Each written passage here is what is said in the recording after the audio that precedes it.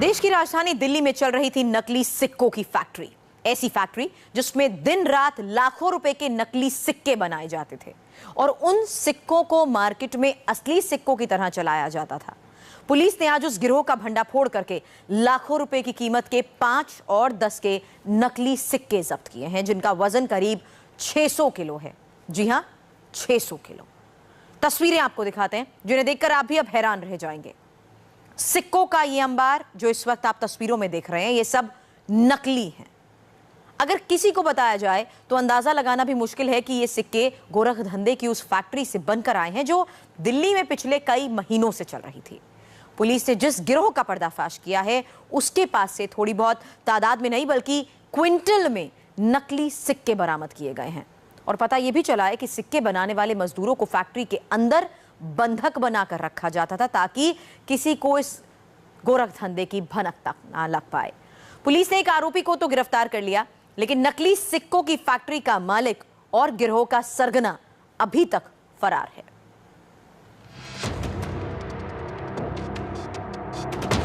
दिल्ली में फर्जी सिक्कों की फैक्ट्री,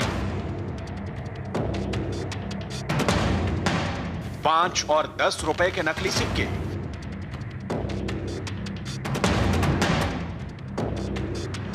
नकली सिक्के बनाने वाले गिरोह का भंडाफोड़। यह अंबार था उन नकली सिक्कों का जो राजधानी दिल्ली में न सिर्फ धड़ल्ले से बनाए जा रहे थे बल्कि मार्केट में चलाए भी जा रहे थे।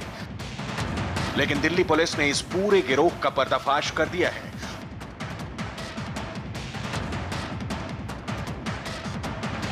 फर्जी सिक्कों की यह फैक्ट्री बवाना इंडस्ट्रियल एरिया में चल रही थी, जहां से पुलिस ने बड़ी तादाद में नकली सिक्के बनाने का सामान और मशीनें बरामद की हैं।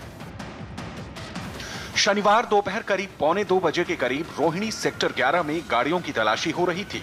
इस दौरान एक कार में 10-10 के सिक्कों से भरे कई पैकेट मिले। पूछने पर सही जवाब नहीं मिला तो पुलिस को शक हुआ।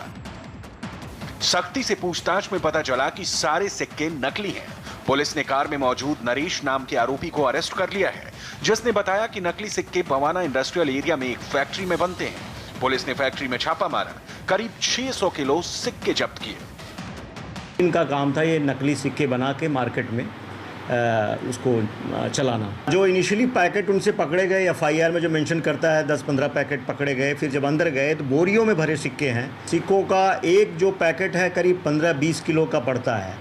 तो हमने कुछ जो सीज करते जा रहे हैं तो क्विंटल्स में है। पीतल जो होता है उसको ले आकर के डाई मशीन और उसको बाकायदे कटिंग स्टैंपिंग 10 और 5 रुपए के सिक्के बनाते थे, क्योंकि उसको चलाना बड़ा आसान है।